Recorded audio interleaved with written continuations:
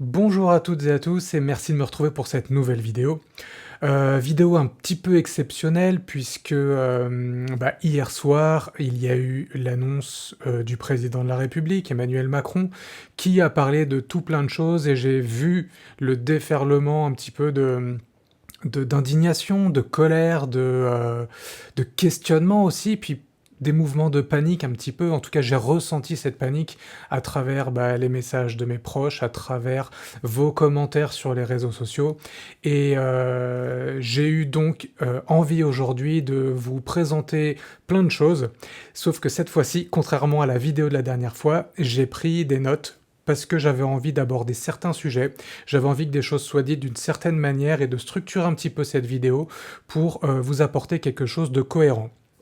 Donc voilà, d'habitude je parle beaucoup de la création de nouveaux paradigmes, j'essaie de présenter des nouveaux modèles, je parle de comment aussi se challenger dans sa vie, de s'écouter soi-même, de reprendre son pouvoir et sa responsabilité pour créer la vie qui nous correspond, pour vraiment créer cette vie sur mesure qui soit à notre image et pas ce que la société aimerait que l'on fasse. Mais du coup, aujourd'hui, je me dis que c'est quand même important de parler de tout ce qui se passe, parce que c'est là tout de suite, c'est d'actualité. Et je fais le parallèle un petit peu, en termes de santé, quoi. Je parlais beaucoup de santé au début de mon compte Instagram, où j'étais en cursus de naturopathie et j'ai vu que prévenir la maladie, donc entretenir sa santé, était beaucoup plus profitable et efficace d'une certaine manière, plutôt que d'essayer toujours d'aller soigner le problème, le symptôme. Et donc, la prévention, du coup, vaut mieux que l'intervention, mais d'une certaine manière, à un moment donné, c'est comme quand on se coupe. Si on veut éviter de mourir tout de suite, il faut aller traiter l'urgence, c'est-à-dire arrêter le saignement, peut-être recoudre et faire ce qu'il faut. Donc on traite l'urgence. Donc aujourd'hui, j'ai envie de dire que d'une certaine manière, ma vidéo va avoir pour but de traiter l'urgence d'une certaine manière. C'est-à-dire que avant d'aller construire ce qui se passera demain, c'est important de pouvoir gérer ce qui se passe aujourd'hui. D'où l'idée de cette vidéo.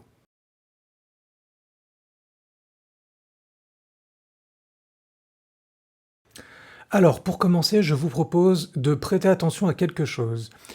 Il ne faut pas tomber dans le piège qui nous est tendu. Aujourd'hui, quand je parle de piège, je parle de pas forcément de manipulation, même si aujourd'hui on pourrait bien voir qu'elle a lieu et il n'y a plus aucune ambiguïté là-dessus. Hein, j'en avais parlé dans ma dernière vidéo, et donc du coup, voilà, il y a une certaine manipulation, mais pourquoi en fait? Parce que on est à un stade où la Terre évolue. La Terre monte en fréquence vibratoire. Alors j'ai parlé beaucoup de ça dans d'autres vidéos, donc je vous renvoie vers ça. La Terre, elle monte en fréquence vibratoire, ce qui fait qu'elle nous invite à monter, nous, en fréquence vibratoire. Quand je parle de fréquence vibratoire, globalement, je vais refaire un petit topo, je parle de la fréquence vibratoire de l'amour, qui est une fréquence vibratoire élevée, et une fréquence vibratoire de la peur, qui est une fréquence vibratoire basse. Et vu que on est dans un monde de dualité, et ces fréquences existent un peu partout, déjà en nous et aussi dans tout ce qui nous entoure. Ce qui fait qu'il y a des moments où on perçoit tout ce qui est lié aux fréquences vibratoires de l'amour et des moments où on perçoit tout ce qui est lié aux fréquences vibratoires de la peur. Et aujourd'hui, qu'est-ce qui se passe? Comme je vous l'ai dit dans l'introduction, suite aux annonces qui ont été faites, on ressent de la peur, de la panique, on est en colère, on ne sait pas où est-ce qu'il va se passer, on est dans un esprit négatif, on est dans un esprit de rébellion et de combat. Et tout ça, ce sont des fréquences vibratoires basses.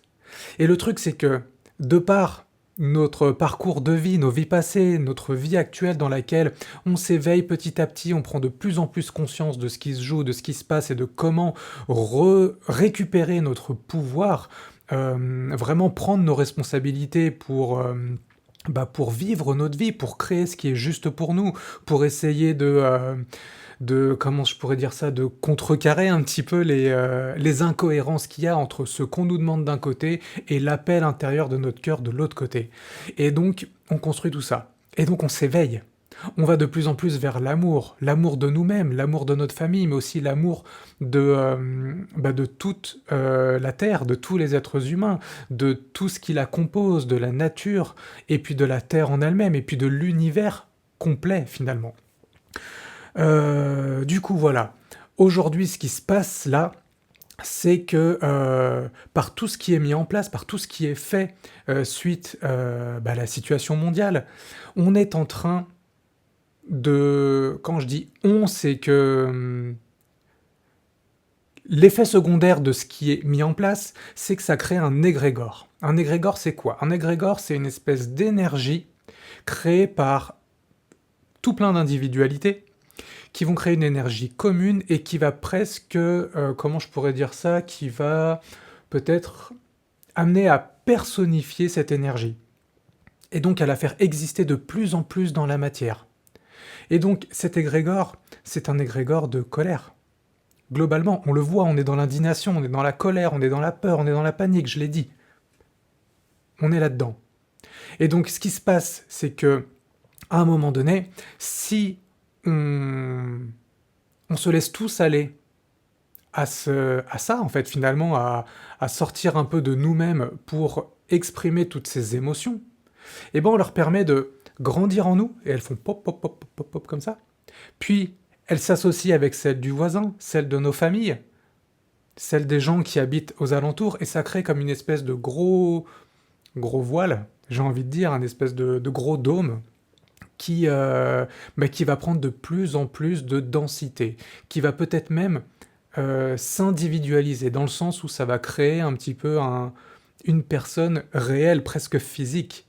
Bon, on va être plus dans de l'énergie, mais bon, bref, l'idée c'est pas là. L'idée c'est de dire que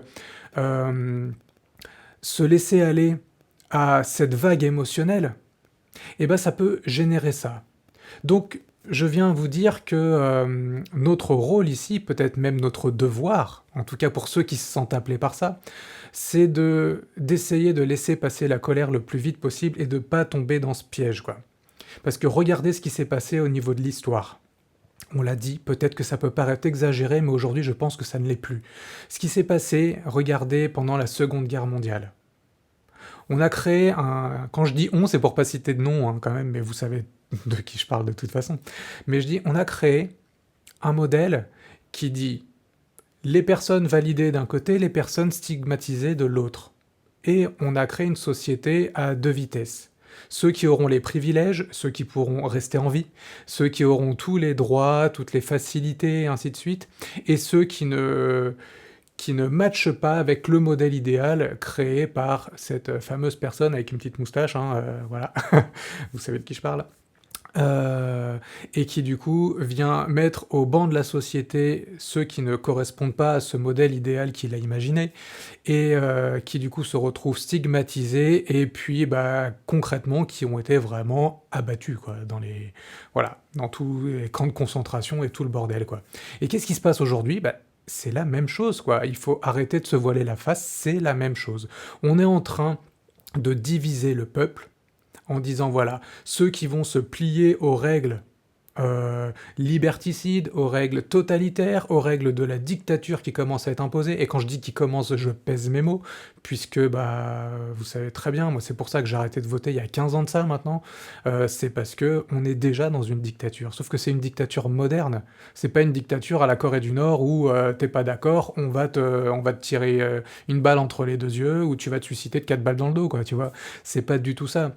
C'est une dictature moderne où il n'y a qu'un modèle bien pensant qui est là et qui dit ce qu'il faut faire à tout le monde, qui est formé dans certaines écoles, élitistes, qui vont être tous formatés pareil, puis après chacun en fonction de leurs petites idées, ils vont créer leur propre parti, et c'est parmi eux qu'on va avoir le choix lors des élections. Mais le principe même de la démocratie, c'est que vous, moi, Coluche, peut-être, qui avait essayé à un moment donné, et puis n'importe qui devrait pouvoir venir avec un programme et proposer des idées pour mettre quelque chose en cohérence dans notre société aujourd'hui, et puis pouvoir faire son chemin. Sauf qu'on vient dire que ces gens-là, non, n'ont pas de sens politique, n'ont pas de sens de l'organisation, n'ont pas les compétences pour diriger un pays, mais on veut pas diriger un pays en fait. Le but c'est de faire en sorte de mettre des choses en cohérence. Bref, l'idée c'est pas d'inventer le nouveau modèle tout de suite, on en parlera après, mais c'est plutôt de prendre conscience que cette dictature existe déjà. Elle est déjà présente, sauf qu'aujourd'hui, bah, elle prend des niveaux de plus en plus élevés, puisque d'une certaine manière, on laisse faire. Parce que d'une certaine manière aussi, pendant un certain temps, ça nous a bien arrangé que ça fonctionne comme ça. On s'est laissé aller dans un confort, dans un oubli de nous-mêmes, et ça prend de plus en plus d'ampleur. Et du coup, voilà, ce qui pourrait se passer aujourd'hui, si on se laisse aller à la colère, si on laisse cet égrégore de la colère grandir et prendre sa place dans la matière, eh ben c'est une guerre civile. Qu'est-ce qui va se passer? Les gens qui croient ce que le gouvernement dit, ils ont le droit, vont s'opposer aux gens qui ne veulent pas croire ce que le gouvernement dit et les mesures qui sont mises en place pour ça. Et qu'est-ce qui va se passer? Ben on va se taper sur la gueule entre nous. Sauf qu'à la fin, qu'est-ce qui reste? Il reste toujours le gouvernement qui est présent, les gens qui prennent des mesures complètement incohérentes qui sont toujours présents, et moins de peuple, puisque le peuple se sera entretué. Donc d'une certaine manière, il y aura moins de monde qui va pouvoir vraiment s'opposer à ce qui est mis en place et ce qui est illogique. Donc voilà, quand je dis s'opposer, je parle pas de combattre, attention, je parle, et vraiment j'en reparlerai après, c'est vraiment de construire quelque chose de nouveau. Mais du coup, il y aura vachement moins de monde. Et puis vu qu'il y aura cette peur de la mort, puisque la guerre civile entraînera forcément des morts, d'une certaine manière, on va remettre notre pouvoir de « non, finalement, allez-y, faites ce que vous voulez, mais arrêtez de nous tuer ». Donc ils vont venir en sauveur, et c'est là où ils vont pouvoir encore plus matraquer nos libertés. C'est pour ça que ils vont venir... Là, j'ai cette image tout de suite qui me vient, c'est comme, vous voyez Windows avec Bill Gates? Eh ben, à chaque version de Windows, il crée des virus. Puis après, il venait avec l'antivirus, pour dire, regardez, je crée le problème, j'amène la solution. Alors, bien sûr, il disait pas ça clairement, mais c'est quand même ce qui se passait. Donc, et ici, c'est ce qui se passe en ce moment. On vient créer le problème, on vient créer vraiment les émeutes, et on va amener petit à petit ce contexte aux émeutes, pour que le bas peuple se tape sur la gueule. Quand je dis le bas peuple, c'est pas ceux qui décident, c'est nous ici présents, tous autant qu'on est, et en tout cas, c'est comme ça qu'on est considérés. Et une fois qu'on aura foutu le chaos parce qu'on va pas s'entendre entre nous et qu'on va faire un combat d'ego de qui a raison, qui va gagner, qui va convaincre l'autre que j'ai la meilleure manière de faire, eh ben l'État va venir un peu comme Zorro sur son cheval blanc en sauveur. Oh là là, les gars, je vais venir vous sauver. Et là, ils vont balancer la milice dans les rues, ils vont nous interdire de tout faire, ils vont nous marquer au fer rouge, tu sais, au truc qui t'injecte ici, là. Bon, ça a déjà commencé, mais... ils vont faire ça en disant « c'est pour votre bien, on va vous sauver, si on ne fait pas ça, si on ne vient pas mettre ces mesures, ce sera le chaos total ». Donc voilà, pourquoi je dis que il ne faut pas tomber dans le piège de ce qui nous est proposé aujourd'hui.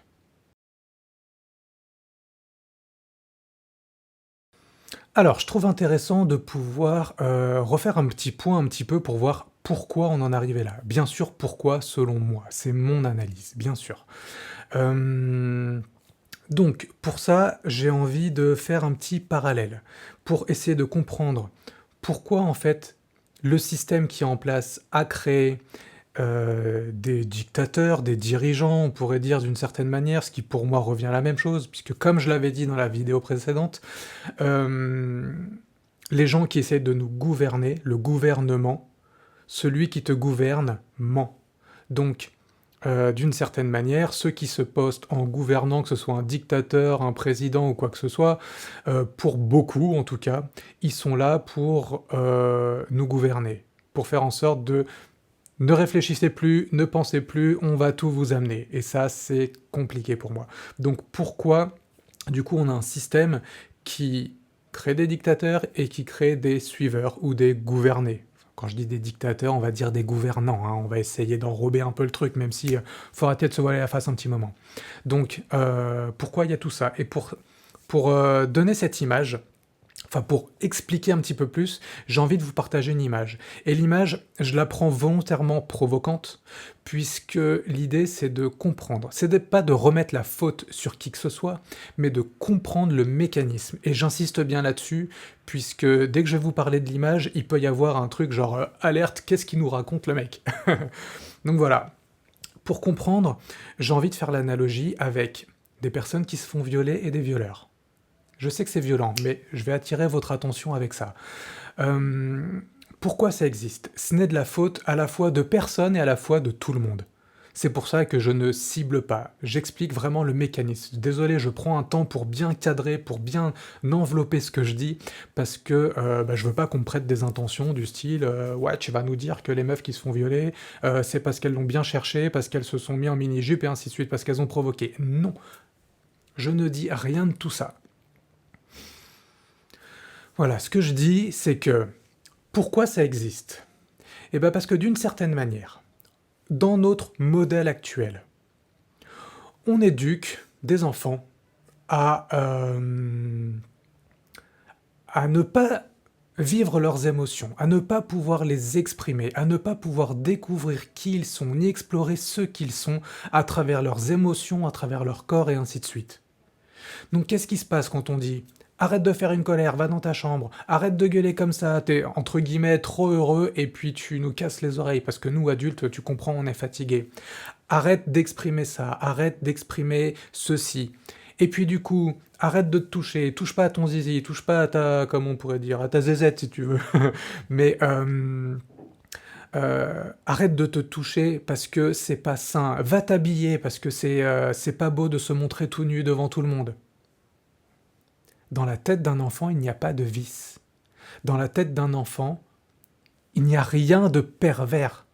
C'est dans la tête et le regard de l'adulte qu'il y a quelque chose. C'est l'adulte qui trouve que se découvrir en se touchant, c'est sale, c'est pervers, c'est malsain et ainsi de suite, quoi.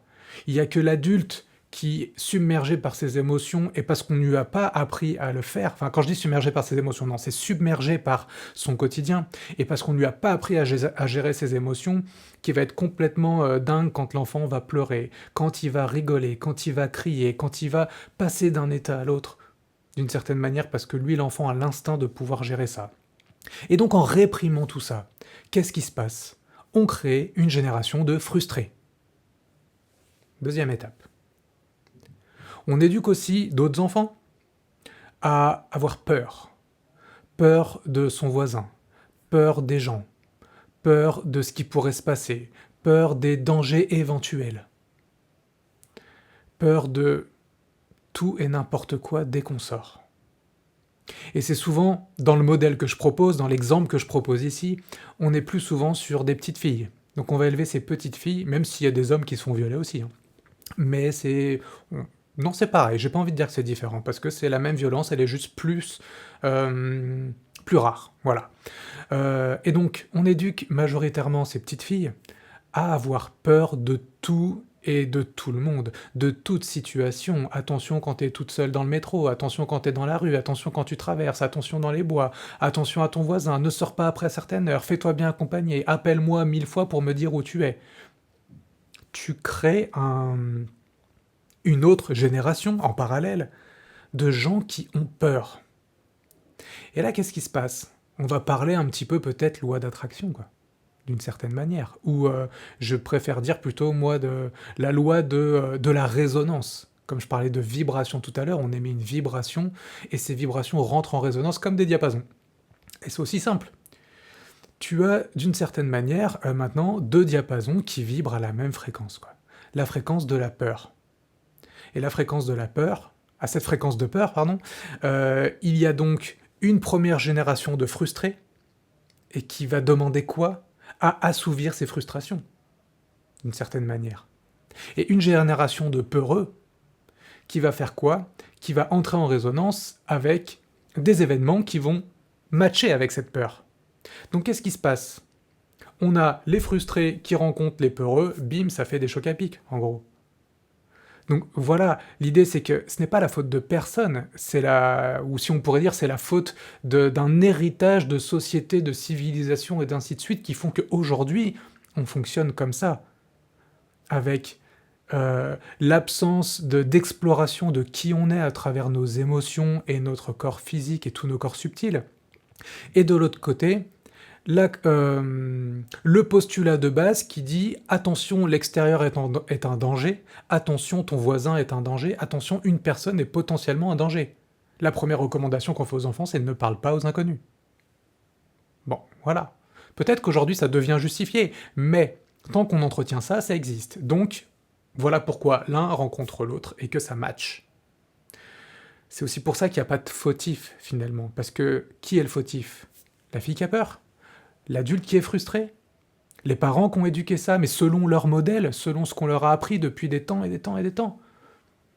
Donc voilà, le but c'est pas de déclarer un fautif, encore une fois, mais c'est vraiment d'expliquer le mécanisme. Et aujourd'hui dans notre société, j'en reviens à ça, le pourquoi est-ce qu'on en est arrivé là? Eh bien parce que depuis 10 000 ans qu'on a des sociétés qui sont avec ce modèle pyramidal de une tête bien pensante ou un groupe, on va dire, bien pensant va essayer de dominer les autres pour garder ses privilèges d'un côté tout en essayant de faire en sorte que les autres ne puissent pas s'exprimer, ne puissent pas être eux-mêmes, et donc d'une certaine manière sont asservis, eh ben on a créé des sociétés qui, en dents de scie, qui ont croix, et puis au bout d'un moment, qu'on chutait parce que ça marchait plus. Sauf qu'à chaque fois, on a remplacé l'ancien modèle par un nouveau modèle identique. Et c'est ce qui s'est passé pendant par exemple, je vais prendre cette révolution de 1789, puisque littéralement, on a fait tomber des têtes. Mais qui est revenu derrière? C'était plus des rois, c'était des présidents. Mais des présidents qui se comportaient comme des rois. Ok, on n'héritait plus avec le sang, mais on héritait avec ce petit groupe préformé, dans lequel on vient choisir avec un bulletin électoral. Ça revient au même, quoi. C'est juste qu'au lieu d'avoir le fils du fils du fils, bah tu as le pote de pote de pote, ou ceux qui pensent pareil, ou ceux qui... Enfin bon, bref, on a formaté les gens, quoi. Du coup, voilà, ce que je voulais dire, c'est que aujourd'hui, il en va de notre responsabilité de changer ça, finalement. À un moment, on ne peut plus attendre des grandes instances qu'elles pondent des règles environnementales, qu'elles pondent des règles pour qu'on aille bien, qu'elles pondent des règles pour le bien de nos enfants, pour le bien de nos grands-parents, et finalement de tout. C'est à nous de prendre notre responsabilité. Et donc, c'est pour ça que je dis ça, c'est parce que si on en est arrivé là aujourd'hui, c'est parce que toutes les civilisations qui ont évolué ont permis à ces castes, à ces entités dominantes de pouvoir exister. À côté de ça, en opposition, on a autorisé par notre comportement les gens qui sont esclaves, soumis à ces entités. Et forcément, quand on autorise l'un, on autorise forcément l'autre, puisque l'un n'existe pas sans l'autre. Là, récemment, sur Insta, vous avez peut-être pu voir un truc du style c'est pas parce qu'il y a des maîtres qu'il y a des esclaves, c'est parce qu'il y a des esclaves qu'il y a des maîtres. Bah moi, je suis pas d'accord avec cette proposition. Pour moi, ce sont les deux ensemble. C'est parce qu'il y a des maîtres qu'il y a des esclaves, et c'est parce qu'il y a des gens qui acceptent d'être esclaves qu'il y a des maîtres. Du coup, c'est une acceptation commune. Le maître qui accepte d'être maître crée l'esclave. L'esclave qui accepte d'être esclave crée le maître. Et donc du coup, c'est une responsabilité de chacun. À nous de ne pas être ni esclave, ni maître. Et c'est pour ça que dans tout ce que je partage, je vous invite à ne jamais me croire sur parole, mais à aller explorer vous-même. Ne faites pas des choses parce que Eric dit ou parce que un tel ou une telle dit. Faites les choses parce que c'est ce qui résonne avec vous. Alors inspirez-vous peut-être de ce qui se fait, mais on reprend son pouvoir ici et maintenant. Ça se passe là. Et donc, on va pouvoir développer ça dans la suite de cette vidéo pour voir un petit peu comment on fait. Mais avant ça, j'ai envie de vous raconter une petite histoire.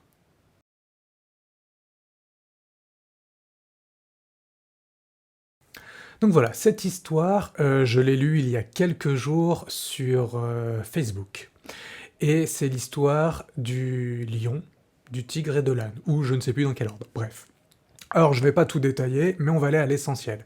L'idée c'est que on a un âne et un tigre qui un peu se chamaillent en se disant, il y en a un qui dit, allez l'âne il dit l'herbe est bleue, le tigre dit l'herbe est verte, ça se combat d'ego, qui a raison, qui va convaincre l'autre, et ainsi de suite. Au bout d'un moment, il y a tension et il demande l'arbitrage du lion, qui est le roi de la jungle. Et le lion dit au tigre qui est venu se plaindre, bah tu vas être puni de 50 silences. Et le tigre, il comprend pas, il fait non mais attends, qu'est-ce qui se passe? Tu te rends compte que l'herbe elle est vraiment verte, pourquoi tu me punis? Et donc voilà ce qu'il dit. Je vais baisser un petit peu les yeux parce que du coup je vais le lire, pour pas qu'il y ait d'ambiguïté. Alors, ce que le lion explique, il dit, alors du coup la punition n'a rien à voir avec la question de savoir si l'herbe est bleue ou verte. Ta punition vient du fait qu'il n'est comme toi, pardon, excuse-moi, ta punition vient du fait qu'il n'est pas possible qu'une créature courageuse et intelligente comme toi ait pu perdre son temps à discuter avec un fou et un fanatique qui ne se soucie pas de la vérité ou de la réalité, mais seulement de la victoire de ses croyances et de ses illusions. Ne perds jamais de temps avec les arguments qui n'ont aucun sens. Il y a des gens qui, quelles que soient les preuves qu'on leur présente, ne sont pas en mesure de comprendre, et d'autres aveuglés par leur ego, leur haine et leur ressentiment, qui ne souhaiteront jamais qu'une seule chose, avoir raison même s'ils ont tort. Or, quand l'ignorance crie, l'intelligence se tait. Ta paix et ta tranquillité n'ont pas de prix. Donc qu'est-ce qui se dit là-dedans? C'est que, d'une certaine manière, il faut sortir de la bataille de l'ego, la bataille de j'ai raison. On s'en fout de savoir si on a raison ou pas de mettre un passeport vaccinal. On s'en fout de savoir si on a raison ou pas de confiner les gens. On s'en fout de savoir si on a raison ou pas de tout simplement se faire vacciner. On s'en fout parce que chacun a son parcours. Chacun réfléchit avec ce qu'il a en sa possession pour réfléchir. Donc chacun analyse avec sa façon. Chacun ressent ou non ce qui se passe à l'intérieur de lui. Et en gros, venir dire « j'ai raison, t'es qu'un gros con, t'as tort », ça n'a aucune espèce d'importance et c'est au contraire contre-productif.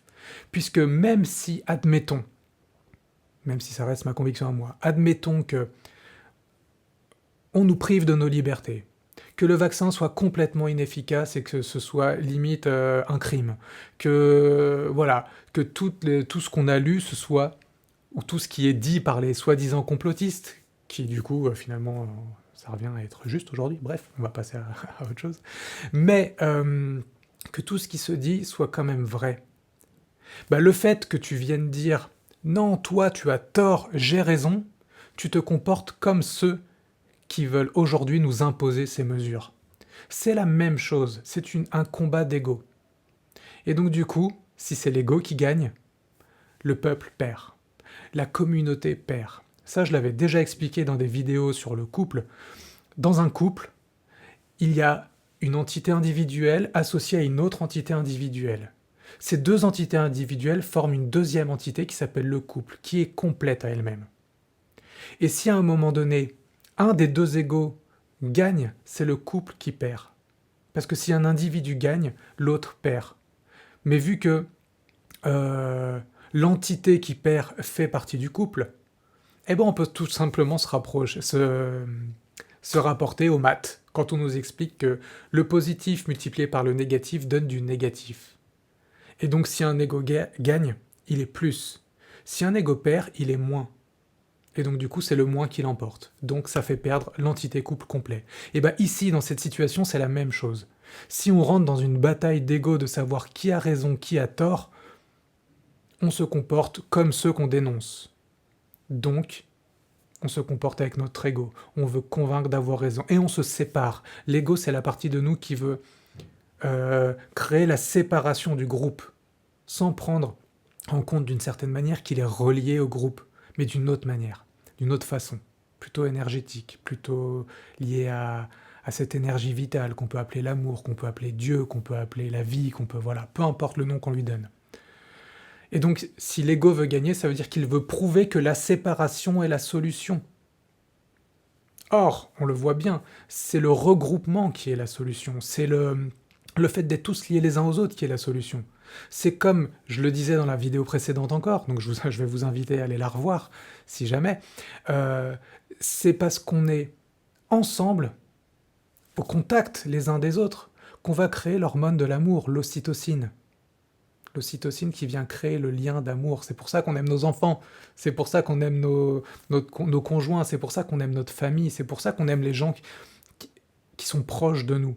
Parce que d'une certaine manière, le contact physique, la proximité entraîne la génération de cette hormone ocytocine en nous, mais j'ai envie de dire ce serait presque comme une phéromone, ou un phéromone, je ne sais même plus comment on dit, mais c'est quelque chose qui va se diffuser dans l'air, et qui va aller contaminer peut-être, des gens qui sont pas directement en contact physique avec nous.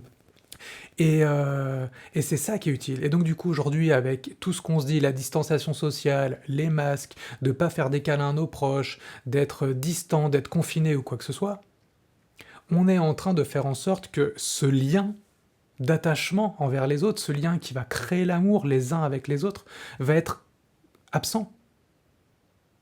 C'est pour ça qu'il ne faut pas se laisser aller à l'ego qui va vouloir convaincre qu'on a raison. Et on a tous d'une certaine manière raison. Je me souviens des amis ici qui disaient en gros tout le monde croit que chacun a sa vérité, mais en fait il y a la vérité absolue qui est ensuite filtrée et interprétée par nos masques, par nos peurs, par nos croyances, par toutes nos lunettes finalement qui vont nous faire voir cette vérité avec un prisme différent. Et donc du coup l'idée c'est de retirer au moins le masque de l'ego, ou en tout cas être conscient qu'il peut être présent, pour choisir volontairement, prendre sa responsabilité de le laisser de côté, pour créer la communion, pour créer la solidarité, pour créer un nouveau postulat de départ qui n'est pas la méfiance vers l'autre, mais qui est plutôt la confiance en l'autre. Donc, voilà ce que je voulais partager à travers ce petit conte.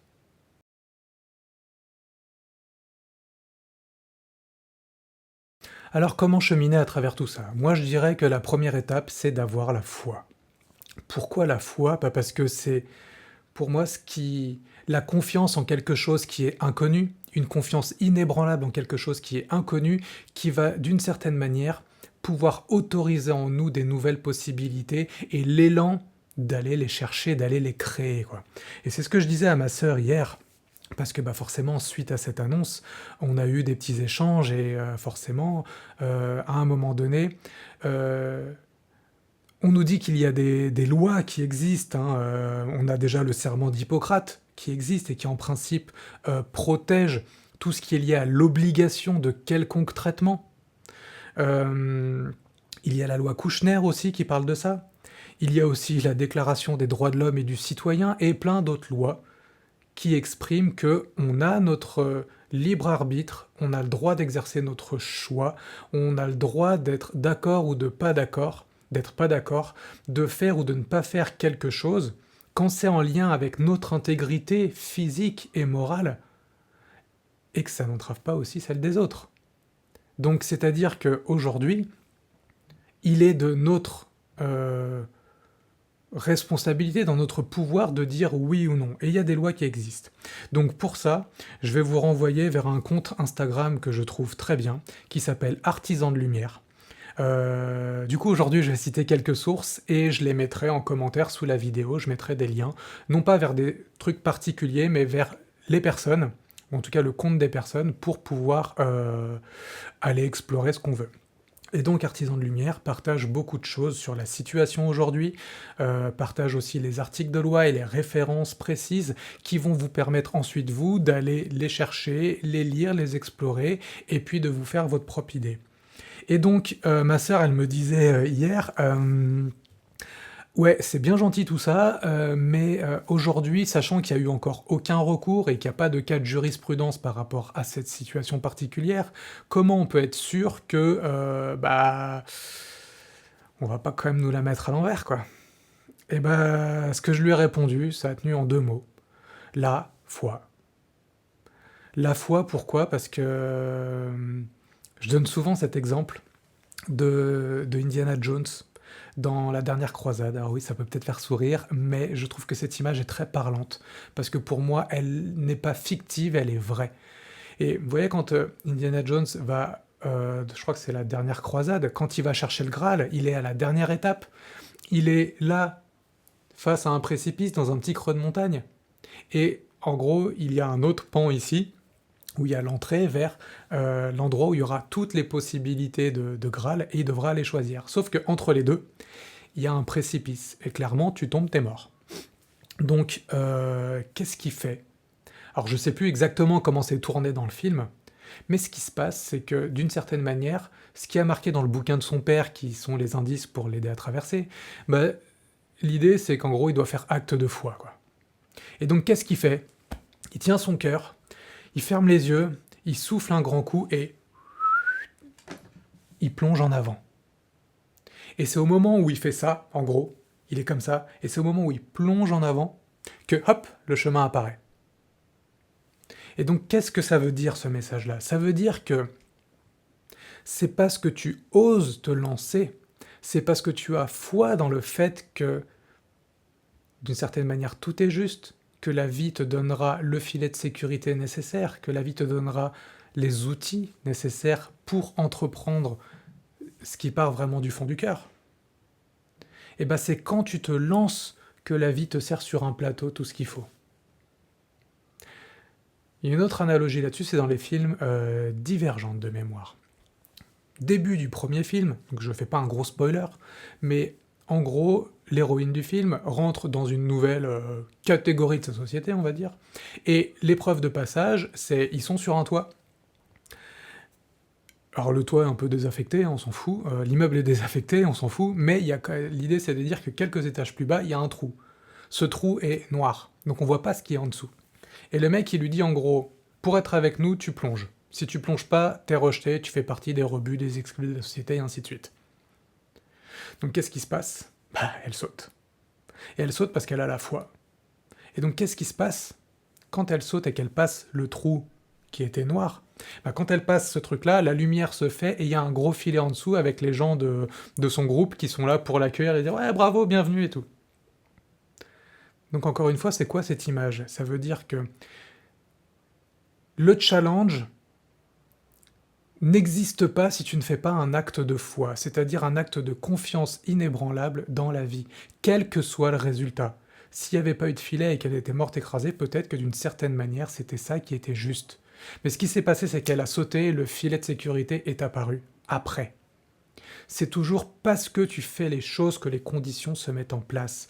Donc, là où aujourd'hui on n'a pas le filet de sécurité de la loi, ou en tout cas de cas de jurisprudence qui font que on est sûr que si on ouvre nos gueules, ça va pas nous retomber dessus parce que regardez, il y a eu tel cas qui montre que avec un bon avocat tu t'en sors bien.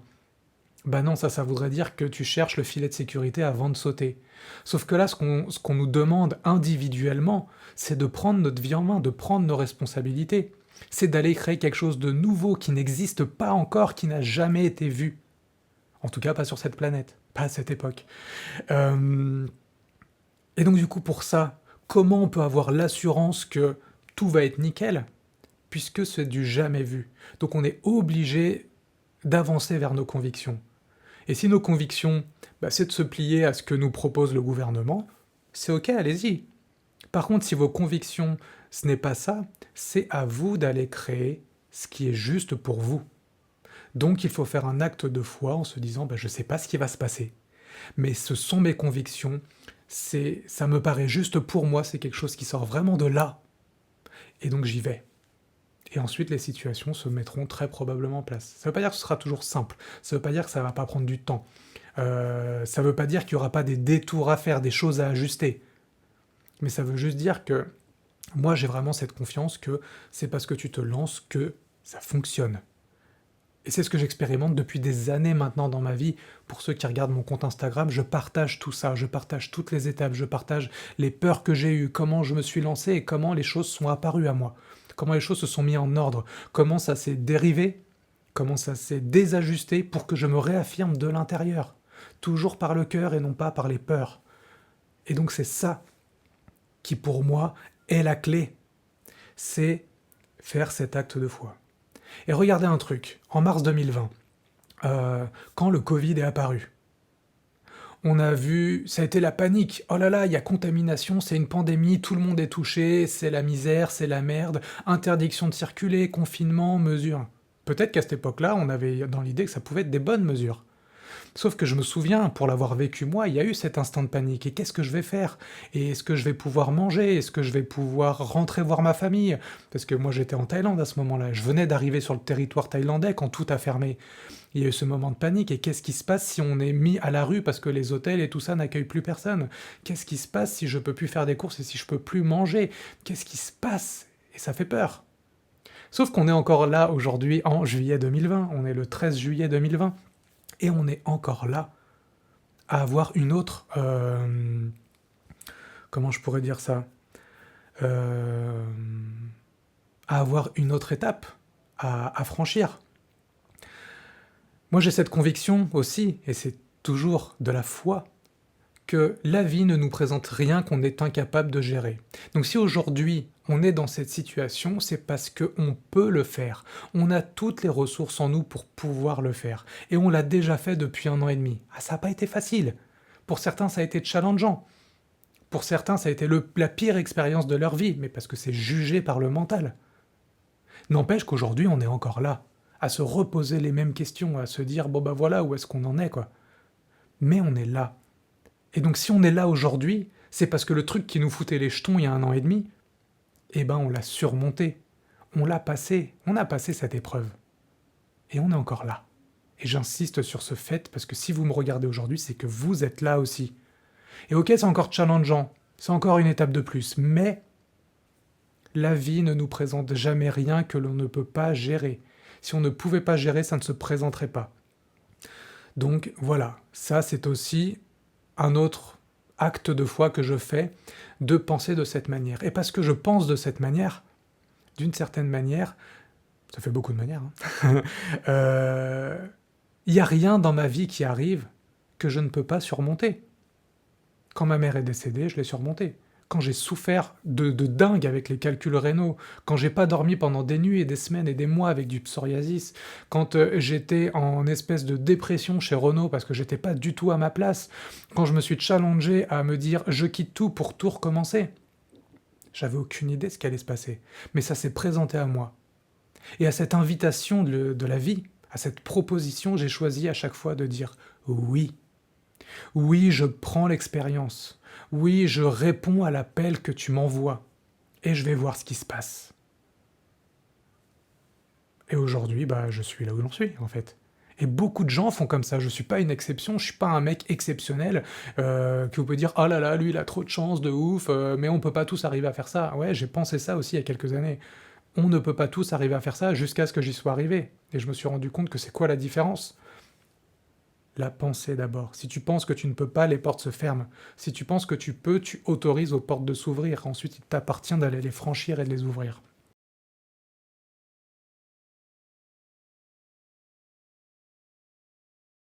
Alors en effet, rien ne retournera à la normale et je ne souhaite même pas que ça retourne à la normale. Je pense que ce n'est pas souhaitable. Je l'ai dit au début de la vidéo. On est dans une répétition d'un système qui est voué à se casser la gueule. Donc, on n'est pas là pour attendre que la pilule passe et se dire bon bah une fois que ils auront fini avec leur lubie du pass vaccinal, une fois que le virus aura été éradiqué, une fois ci, une fois ça, on pourra retourner dans notre train-train quotidien et notre pseudo illusion de confort finalement quoi. Je pense que ce n'est pas juste de retourner là-dedans. Et aujourd'hui on est tous mis face à cette proposition. Alors pour certains, pour beaucoup même, c'est un chemin qui a été fait en conscience, individuellement. Aujourd'hui, on doit le faire collectivement. Donc, vraiment, ce qu'il faut comprendre, c'est que on n'est pas des enfants qui sont punis et qui doivent attendre que papa ou maman ait fini sa crise pour lever la punition et retourner à ses activités normales. On n'est pas un élève en retenue qui n'a pas été attentif à ce que disait le prof et qui va ensuite, après avoir purgé sa peine, va pouvoir retourner dans le système. Non. Et ce serait pas, je vais dire bien, mais non, ce serait pas juste de retourner là-dedans. On doit se prendre en main. On doit prendre nos responsabilités. On doit exercer notre pouvoir. Je le répète une énième fois, notre pouvoir qui consiste dans la maîtrise de nos pensées, de nos paroles et de nos actions pour créer la vie sur mesure. Alors oui, jusque-là je parlais de la vie individuelle sur mesure, mais aujourd'hui on est amené à vivre cette vie collective sur mesure. Sur mesure, ça veut dire quoi? Ça veut dire que, comme je l'ai dit dans le passage d'avant, euh, on ne peut pas attendre de ces instances qui nous gouvernent qu'elles pondent les mesures idéales. On l'a bien vu, on attendait qu'il y ait des lois environnementales, écologiques, du retraitement des déchets, d'arrêter les pesticides, tous les poisons et tout ce qu'on trouve dans notre alimentation, du retraitement de l'eau et ainsi de suite.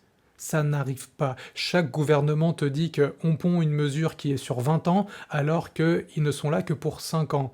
Donc en gros, ils sont en train de nous enfumer en nous disant ouais, ouais, on va faire des trucs, mais globalement, c'est un truc à tellement grande échelle que, que c'est ingérable et que ça ne tient pas la route, puisque le mec d'après va dire ouais bah non, on va changer, on va repondre une mesure sur 20 ans, et on ne fait rien. Pourtant, ce qui est bizarre, c'est quand ils veulent passer des lois sur les retraites, sur les salaires, sur leurs privilèges et comment ils sont attaqués ou pas en justice, comment ils ont des rentes à vie après avoir passé ne serait-ce qu'un jour. Parce que si un président ou un ministre est un jour en poste, il touche la retraite à vie liée à ce poste. Un président est président à vie, avec tous les avantages, les salaires et tout que ça contribue. Les ministres, pareil.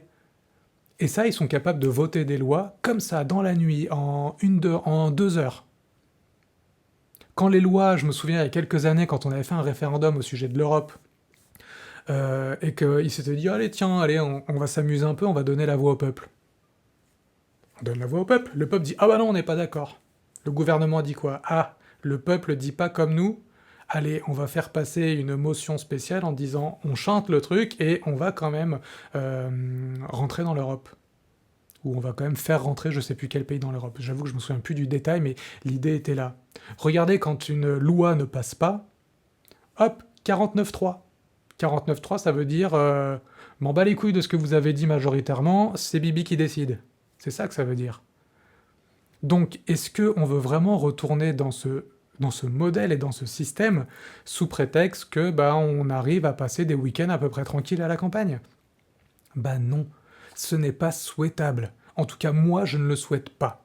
Après, vous, bien sûr, vous avez chacun vos convictions, vous avez chacun voilà, vos idées, ce que vous avez envie de créer, mais par rapport à ce qui se passe, je pense qu'aujourd'hui, il faut arrêter la répétition de toutes ces conneries. On arrête, on crée d'autres modèles. Voilà ce que je voulais dire. Voilà, donc nous sommes invités à revoir notre modèle de vie. Et donc quand je parle de modèle de vie, c'est le modèle de, de qu'est-ce qu'on fait comme travail? Est-ce qu'on continue de travailler comme c'est présenté aujourd'hui, c'est-à-dire travailler pour gagner sa vie? Est-ce que le fait d'être né n'est pas suffisant comme gain, autorisation pour gagner, pour vivre tout simplement? Ça va avec laisser émerger nos valeurs, nos convictions. Et tout ça, ça s'exprime dans nos métiers, dans les lieux d'habitation, dans les loisirs qu'on fait, dans nos modèles d'éducation. Si on vit en individualité, tous séparés les uns des autres, avec les barrières et tout ce qu'il faut, chacun chez soi et me regarde pas, ou est-ce qu'on essaie d'amener plus de collectivité, comme des écolieux, des groupes d'entraide ou des choses comme ça? Est-ce qu'on attend qu'on nous fournisse tout sur un plateau, ou est-ce qu'on récupère notre autonomie de créer notre santé, notre bonheur, notre alimentation, peut-être même nos énergies, ou au moins de faire confiance à des nouvelles visions qui vont créer des énergies plus saines? Je reviens sur Nassim Haramein, que j'avais déjà cité dans ma vidéo précédente, qui commence à tirer son épingle du jeu, mais si on avait arrêté de cracher sur les Tesla et sur Nassim Haramein pendant les 20 premières années de ses recherches scientifiques, peut-être qu'aujourd'hui on aurait une énergie qui est plus propre, plus cohérente avec ce qu'on veut créer, et qu'on n'irait pas taper dans les énergies fossiles et des énergies ultra polluantes. Parce qu'aujourd'hui, je vois par exemple le nucléaire, c'est génial, hein, il y a plein de centrales partout, sauf que moi, pour y avoir bossé dans ces centrales, je sais qu'il y a 20 ans, quand j'étais en études là-dedans, ces centrales étaient déjà obsolètes, et qu'il fallait les démanteler. Et aujourd'hui, ce sont toujours les mêmes qui sont maintenus. Pourquoi? Parce qu'on sait pas quoi foutre des déchets. Donc ça cause moins de problèmes de réparer les petites fuites qu'il peut y avoir, plutôt que d'avoir à gérer et traiter tous ces déchets. Donc voilà, c'est à tout ça qu'il faut repenser. Donc comment on le fait? Bah, une étape après une autre, mais on ouvre la possibilité que ce soit possible. Et c'est vraiment important aujourd'hui de se dire que nos choix vont aller dans le sens du changement. Je vais le répéter encore une fois, mais il n'est pas juste pour moi d'attendre patiemment que la soufflante passe pour reprendre la vie comme avant. Elle ne peut pas être comme avant. C'est impossible. Et je pense que c'est impossible déjà parce que c'est pas viable, et en plus parce que, comme je l'ai dit au tout début, aujourd'hui la Terre, elle aussi, qui est un être vivant, est dans son processus d'éveil et de changement d'état vibratoire. Elle augmente vers l'amour de plus en plus. Elle se rapproche de l'énergie de l'univers de plus en plus. Et donc, aujourd'hui, c'est on suit son mouvement ou on est laissé derrière. Alors, il n'y a pas de... Quand je dis ça, il n'y a pas de... comme si on passait un examen. Il n'y a pas de gens qui vont réussir, des gens qui vont rater. Tout le monde a sa place. Sauf que dans le chemin qui nous est proposé, eh ben, certains pourront suivre l'évolution et d'autres iront juste continuer de vivre les expériences à, j'ai envie de dire, à d'autres endroits, d'autres fréquences, dans d'autres... Voilà, je ne sais pas exactement comment exprimer ça, mais vous pouvez d'ailleurs, pour avoir plus d'infos là-dessus, aller regarder ce que partage Lulumineuse, par exemple, que vous devez connaître. Elle parle beaucoup de l'intra-terre, elle parle beaucoup d'autres modèles, de civilisations extraterrestres et de choses comme ça. Alors bien sûr, elle ne parle pas que de ça, mais elle en parle aussi. Et du coup, je pense que ces infos à elle, en tout cas ce qu'elle partage, sera plus fiable de ce que je peux dire moi ici aujourd'hui et de mon niveau de compréhension. Voilà.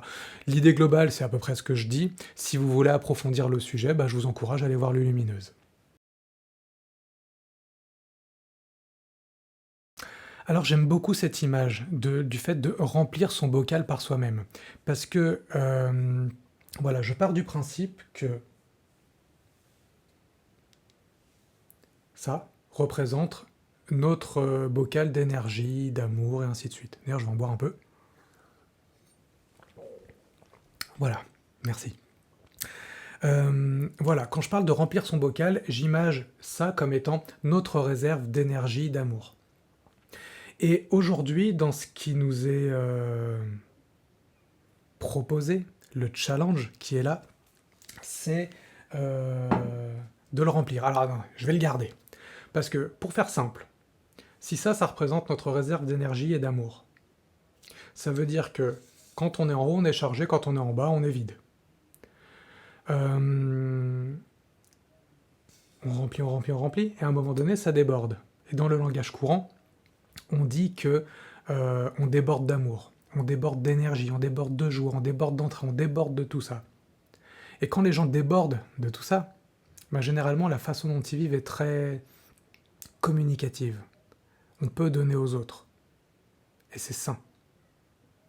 Par contre, plus on se vide,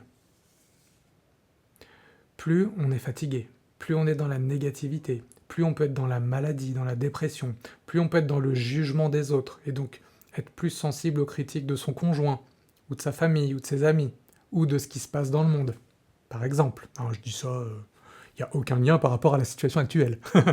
et, euh, et donc voilà. Et donc, ce que je partage aux personnes avec qui je travaille en accompagnement, c'est d'être autonome dans le remplissage de son bocal. Pourquoi être autonome? Parce que, comme je l'ai dit et je le redis, notre pouvoir réside dans la maîtrise de nos pensées, nos paroles et nos actions. Remettre ce pouvoir dans les mains à l'extérieur n'est pas juste, puisque du coup on se déresponsabilise. Et en se déresponsabilisant, on ne peut pas être maître de nous-mêmes. Okay, on ne peut pas exercer notre pouvoir.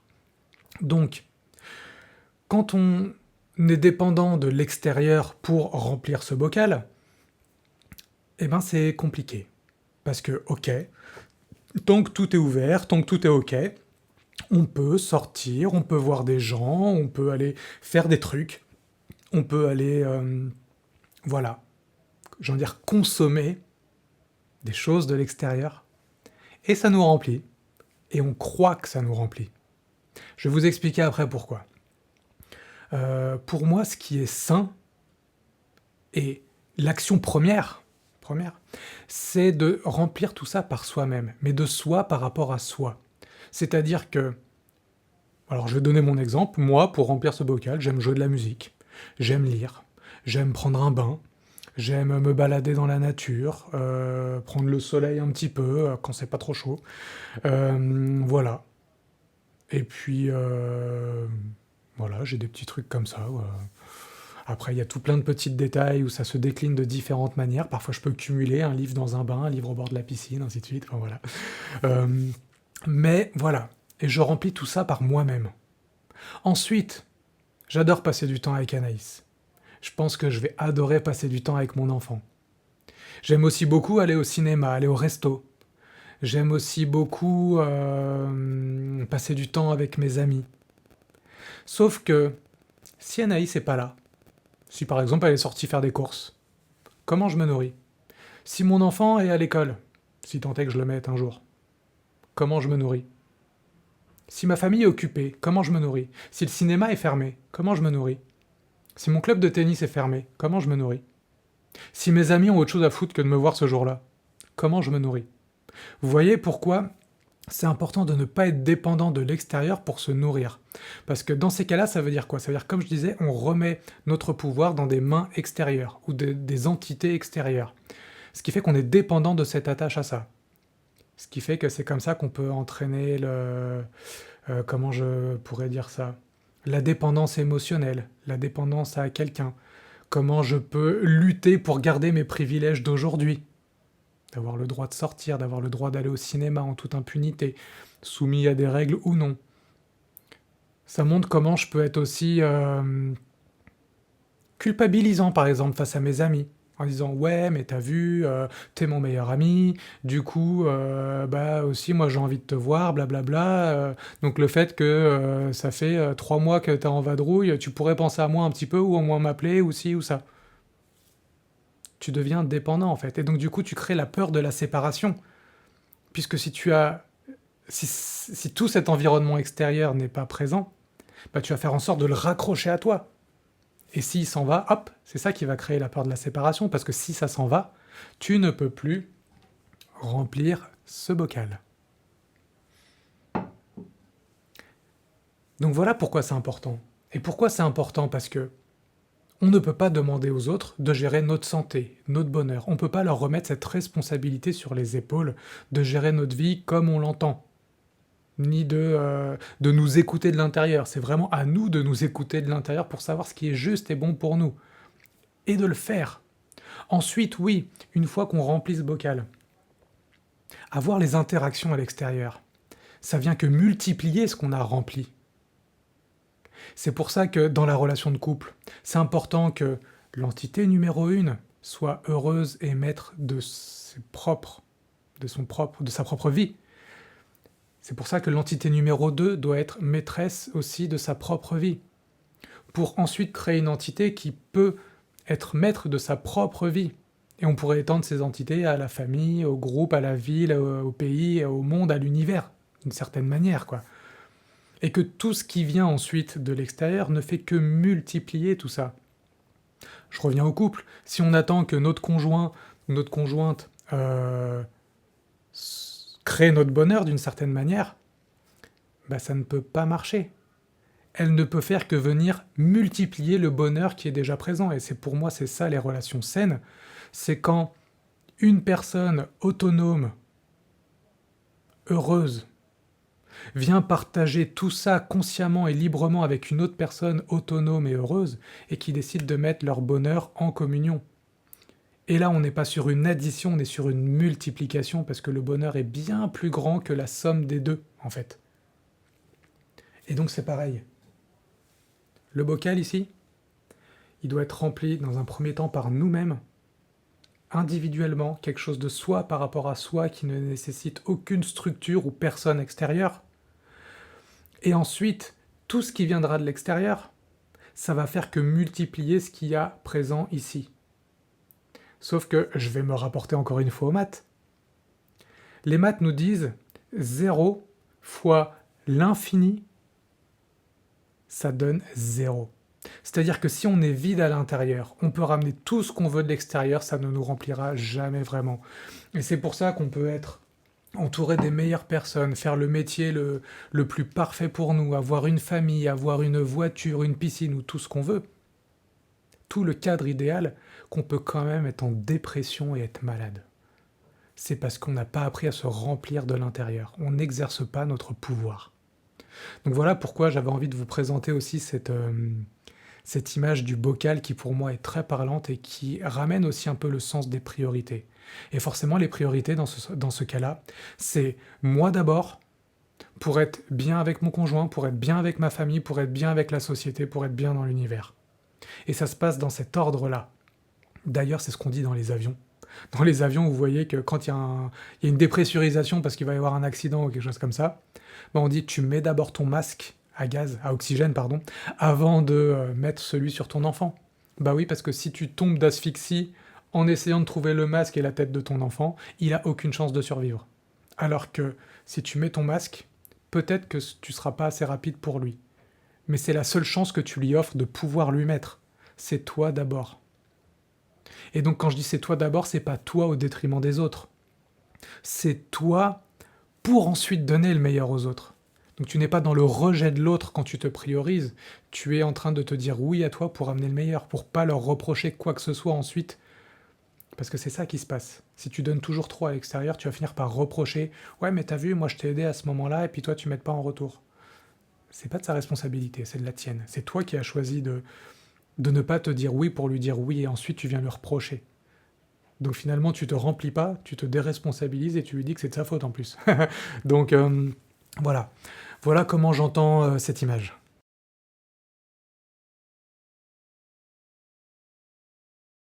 Voilà, j'ai envie de dire quelques mots sur comment j'imagine moi le monde idéal. En tout cas, ce serait mon monde idéal. Dans ce monde idéal, bah déjà le postulat de base, c'est la confiance. J'ai pas envie d'avoir peur de mon voisin.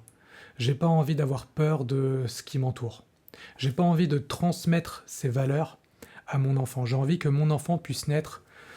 Bon, ça va être voilà à revoir parce qu'il naît bientôt. Mais j'ai pas envie que, d'une certaine manière, mon enfant ou nos enfants, ou en tout cas les générations à venir, y compris la nôtre, continuent de vivre dans ce postulat de l'environnement est malsain, l'environnement est dangereux, le voisin peut te nuire. J'ai envie d'amener sur tout ce qu'il y a dans la vie est là pour toi, est en communion avec toi et ne va pas te blesser ou te faire du mal. Les gens ne sont pas là pour te nuire ou pour te blesser ou pour te faire du mal. Tu peux avoir confiance en eux parce que ces gens ont aujourd'hui décidé de se laisser guider par la loi universelle de l'univers qui est l'amour. Petite mention spéciale au livre Ami. Ami l'enfant des étoiles. Dans mon monde idéal, je gère mon rythme comme je l'entends. Je n'ai pas besoin de gagner ma vie. Je n'ai pas besoin de prouver que mon existence est valable pour la société. Je n'ai pas besoin de me contraindre ou de me sacrifier d'une certaine manière pour pouvoir justifier ma place ici. Mon monde idéal, c'est celui où mon bonheur, c'est moi qui le crée. Je ne remets pas cette responsabilité sur quelqu'un d'autre. Mes sentiments, mes émotions, je les écoute, je les vis, je les exprime. Je garde celles qui sont constructives pour moi et j'invite à celles qui ne sont moins constructives de me passer les messages qu'elles veulent me passer et ensuite je gérerai moi-même et ensuite de continuer de partir à un autre endroit. Je prends en main ma santé. Je fais gaffe à ce que je mange, je fais gaffe à comment je bouge, je fais gaffe à ce qui rentre dans mon corps et à ce qui en sort aussi, parce que c'est un indicateur. C'est de ma responsabilité. Je ne peux pas attendre d'un médecin qu'il me rende en santé. Je ne peux pas attendre d'un naturopathe qu'il me rende la santé. C'est à moi d'aller chercher.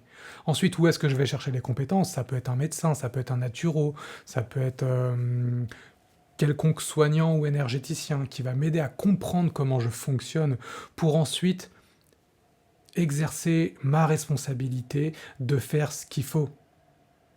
Je ne peux pas attendre le remède magique, il n'existe pas. Tout est ici. c'est moi qui éduque mes enfants.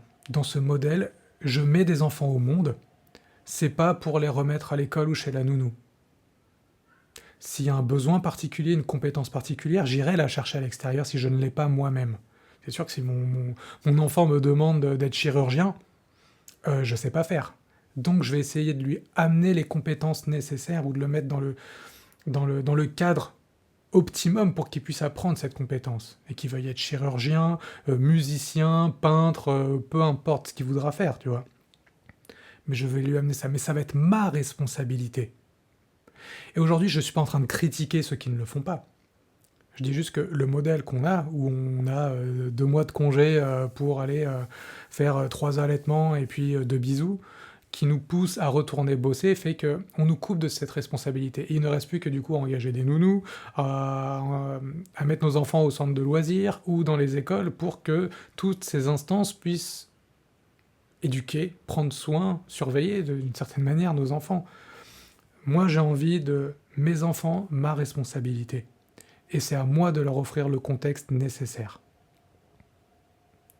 Ensuite, il demandera ce qu'il veut, et je verrai comment je pourrais lui mettre à disposition ce qui est juste pour que lui puisse laisser exprimer qui il est, et qu'il puisse créer sa vie sur mesure, son bonheur, en toute autonomie. J'ai envie de construire aussi une collectivité, parce que, comme je l'ai dit, on est dans l'amour et dans la solidarité. Et je pense qu'aujourd'hui, le modèle qu'on a ne fonctionne pas. Les barrières, les pays, les séparations, ça ne marche pas. Donc en fait, je serais pour un double système. Un double système qui est plein d'entités restreintes d'une certaine manière, mais autonomes, en communication avec d'autres entités. Chacun va amener ce qu'il veut, chacun va amener ses compétences, chacun va créer un petit peu son modèle, mais qui sera toujours respectueux de cette loi de l'amour et du respect des autres, de la liberté, que notre liberté ne doit pas entraver celle des autres, et inversement, que la liberté des autres ne doit pas entraver notre liberté, le tout dans la bienveillance, le non-jugement, et surtout, encore une fois, on est sur de l'entraide. Donc, je vous renvoie à la vidéo que j'avais faite avec Thierry Casasnovas sur le nouveau monde selon Thierry Casasnovas et qui expliquait, il expliquait comment ce serait judicieux en fait d'avoir, on va dire, des petits villages, pas des gros modèles, mais que des petits villages autonomes répartis et qui seraient en lien les uns avec les autres. Ça peut être par internet, ça peut être par des routes, ça peut être par des moyens de transport qui sont plus viables, mais qui sont en lien. Et que du coup, on n'ait plus de pays. Ah oui, je sais que ça peut aussi faire tiquer certains. Et ma culture, et mes origines, et mes valeurs, et voilà, et notre histoire, et ainsi de suite. Oui, écoutez, mon avis est que notre histoire, elle nous pose plus de problèmes qu'elle ne nous soude, d'une certaine manière, quoi. Donc, à un moment donné, j'ai envie de... Allez, on fait table rase, on est là pour changer, on change. Le seul truc qu'on n'oublie pas, c'est que quand il y a des atrocités, quand il y a une espèce de gouvernance, quand il y a une notion de supériorité et de pouvoir, ça ne marche pas. Et c'est ça qu'il ne faut pas oublier. Pour pouvoir ensuite construire le nouveau. Et moi, je serais pour, justement, qu'on n'ait plus de frontières. La Terre, c'est la Terre. Les frontières, elles sont humaines. La Terre, elle n'a pas dit, oh tiens, ce morceau de terre, c'est l'Afrique, ce morceau de terre, c'est l'Europe. Non. La Terre, elle n'a pas dit ça. La Terre, c'est une sphère qui est composée de tout ce qu'il y a, et tout est la Terre. Donc pourquoi avoir besoin de se séparer des autres pour s'estimer ensuite meilleurs les uns que les autres, pour toujours ce combat d'ego, ce combat de société, et ainsi de suite? Non, on arrête tout ça. Ça ne veut pas dire qu'il faut tout jeter. On peut garder des choses. Toujours dans la cohérence, dans l'équilibre, dans l'harmonie. Voilà ce que je dis. Voilà ce que je souhaite et voilà ce que je commence à créer à mon échelle à moi. Oui, il faut bien commencer quelque part. Et on est beaucoup à le faire. Donc voilà, le but c'est d'essayer au maximum d'avoir une autonomie alimentaire locale, peut-être même énergétique tant qu'on n'a pas trouvé quelque chose de fiable pour le tout le monde d'un coup. Et on voit que l'énergie nucléaire n'est pas fiable et ne respecte pas ce modèle, que même l'énergie électrique, Quand je dis les moteurs, enfin l'énergie, pardon, fossile n'est pas viable non plus, puisque du coup c'est une ressource limitée. Et aujourd'hui, on a comme une grande puissance qui est l'univers. Et il y a des gens qui travaillent pour ça, pour aller essayer d'extraire les ressources énergétiques de l'univers, pour que ça marche, pour que ce soit viable, pour qu'on ait des grandes capacités sans nuire, puisqu'on utilise uniquement ce qui existe déjà, et on ne vient pas générer quelque chose de néfaste, ou on ne vient pas pomper un petit peu... il y en a qui disent que le pétrole, c'est le sang de la Terre. Bah, imaginez que pour faire tourner une voiture, il faille 2 litres de sang. Bah, à un moment donné, si on te pompe tes 2 litres de sang, au bout de 3-4 jours, t'es mort, quoi, quand même. Donc la Terre, c'est pareil, c'est juste qu'elle a de plus grosses réserves. Donc c'est pas viable de pomper dans le sang de la Terre. Mais bref. Donc les choix que je fais, bah moi, c'est déjà un. Alors voilà, ce que je vais dire là, c'est moi, et uniquement moi. Encore une fois, ne mimez pas ce que je fais. Ne croyez pas ce que je dis sur parole. Faites-vous votre opinion et allez choisir en conscience. Moi, une fois que j'ai fait tout ça, mon choix, c'est pas de vaccin. Pour moi, c'est contre nature. Il y a tout plein de systèmes naturels qui sont là pour ça, à commencer par le système immunitaire. Donc avant de m'injecter encore une fois un truc de l'extérieur, je reprends mon pouvoir à l'intérieur de faire ce qu'il faut pour stimuler mon immunité et faire en sorte que ça se passe bien. D'une certaine manière, quand on voit aussi le taux de mortalité du Covid, bah, je me dis je préfère l'attraper et avoir 1 millième de % de chance de mourir finalement comme de la grippe, sachant que le tabac, l'alcool, la malbouffe, ça crée bien plus de catastrophes. On pourrait dire que c'est ça la vraie pandémie du jour, mais bon, bref. Voilà, je décide de ne pas me faire vacciner. Je suis prêt aussi à ne pas voir ma famille le temps nécessaire. C'est-à-dire de ne pas voyager, je suis au Portugal, de ne pas aller les voir en France ou ailleurs dans le monde, le temps nécessaire pour ne pas avoir à être soumis aux tests, au passeport et ainsi de suite.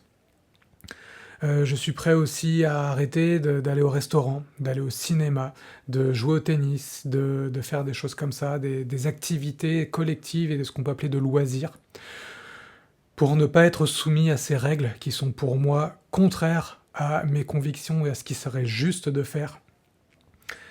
Et je suis prêt du coup à ne pas faire de faux passeports. Et j'essaie de garder assez de contrôle et de maîtrise de moi, pardon, pour ne pas me laisser aller là-dedans. Et je reprends les mots de, pareil, un compte que j'aime beaucoup qui s'appelle Tata Pookie sur Instagram, et qui vient dire que, en gros, que le passeport soit vrai ou faux, essayer de l'obtenir, c'est jouer le jeu de la société. Ça veut dire quoi? Ça veut dire ne pas changer de modèle et se dire, bon bah voilà, puisqu'il faut après tout un passeport pour pouvoir voyager, pour pouvoir aller faire des loisirs et ainsi de suite, bah vu que ma conviction c'est quand même de pas m'injecter des conneries dans le sang, bah je vais faire un faux passeport. Mais du coup, avoir ce faux passeport, le présenter, ce faux QR code, de présenter ce fake pass, c'est dire oui à ce qui se met en place. Et pour moi, c'est pas comme ça qu'on change de modèle. C'est pas en détournant la règle actuelle qu'on vient créer un autre modèle. Donc je suis prêt à ne pas le faire. J'espère que je m'y tiendrai. J'espère que la pression qui sera mise ne sera pas plus forte que moi. J'invite aussi mes proches, hein, Anaïs particulièrement, si jamais je dois basculer là-dedans, de me secouer un peu. Voilà, j'espère. Et j'invite les gens qui sont en phase avec ça de ne pas le faire non plus. Il vaut mieux à un moment donné se couper de l'expérience extérieure, de ne pas jouer ce jeu plutôt qu'essayer de le faire vivre pour notre confort finalement. Et vous voyez par rapport à ce que je disais tout à l'heure, où je parlais de remplir son bocal, ça me revient tout de suite, c'est que pour moi, aujourd'hui, la proposition est là. On nous coupe de tout l'extérieur pour qu'on se remplisse de l'intérieur, quoi. Et que si on se raccroche au ciné, au loisir, au musée, au resto, au bar, au train et ainsi de suite, bah finalement, on continue d'aller chercher à l'extérieur ce qu'on devrait nourrir à l'intérieur. Et forcément, ceux qui n'ont pas appris à faire ça, ça va être d'autant plus challengeant pour eux. Et c'est pour ça que c'est compliqué et que ça réveille des peurs finalement. Et des peurs qui peuvent amener à prendre des solutions, à choisir des solutions qui sont jamais bonnes finalement. Tout ce qui est décidé dans la peur, dans une énergie de peur, ne peut pas être une solution qui fonctionne. Et ça, je vous invite à faire un bilan de vos vies pour voir qu'à chaque fois que vous avez pris une décision dans la peur, il y a quelque chose qui n'a pas marché. À chaque fois que vous avez pris une décision dans l'amour, même quand elle était challengeante, on nous a servi le filet de sécurité sur un plateau.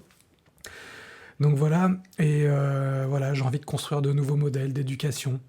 J'ai envie de construire des... Alors on pourrait dire aujourd'hui écolieux, mais l'idée c'est ces regroupements restreints, autonomes, que j'aimerais créer petit à petit, et on est en recherche dans ce sens-là. Et bien sûr, tout ça en termes de solidarité aussi. C'est-à-dire qu'on va s'entraider les uns les autres, à construire ce qu'il faut, et puis à apporter à ceux qui n'ont pas des choses que nous on a, par exemple. Et aussi le système de santé. C'est-à-dire, je suis pour garder tout ce qui est médecine d'urgence, les chirurgiens, les opérations, certains médicaments et traitements même, parce qu'à un moment donné, ça peut être utile, mais qu'on aille créer de la santé, qu'on n'aille pas combattre la maladie. Euh, Quand je parle de système de santé, il va aussi se poser la question en termes de vaccination. À partir du moment où tout le sang des gens sera, j'ai envie de dire, plus ou moins, je voudrais pas dire contaminé ni infecté, parce que ça mènerait une connotation un peu négative, mais comportera tout ce qui ne me paraît pas juste, bah, à un moment donné, je me dis que si je me blesse et que je suis transfusé de quelqu'un qui a été vacciné, je récupère d'une certaine manière une part du vaccin. Ça me plaît pas. Donc comment on peut créer des modèles différents? Là, j'en appelle au bon sens des gens qui sont dans le milieu médical, ceux qui sont pour créer un nouveau modèle, de peut-être, voilà, comment on crée des banques alternatives, des traitements alternatifs, des considérations alternatives, des choses comme ça. Voilà ce que je propose, et je sais que j'ai pas la compétence de tout faire tout seul, et c'est pour ça qu'on est beaucoup, c'est pour ça qu'on peut s'entraider, c'est pour ça que chacun agit dans son domaine de prédilection, le domaine qui lui plaît, et vu que la vie est en harmonie, je suis certain que toutes nos compétences et tous nos choix seront harmonieux eux aussi.